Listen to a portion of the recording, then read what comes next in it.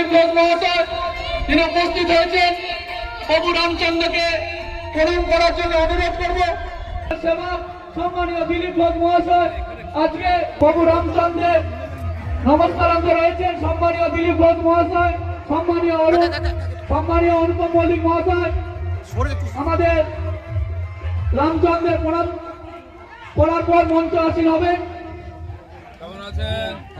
সমস্ত মানুষ যারা আমাদের মধ্যে উপস্থিত হয়েছে আজকের এই দিলীপ ঘোষের উপস্থিতিতে হীরাপুর অঞ্চলে পূর্ণ রাত্রিতে যেভাবে সেজে উঠেছে, প্রত্যেককে অনুরোধ করবো নিজের আসন সংগ্রহ করার জন্য। সম্মানীয় দিলীপ ঘোষের উপস্থিতিতে হীরাপুর অঞ্চলে পূর্ণ রাত্রিতে আজকে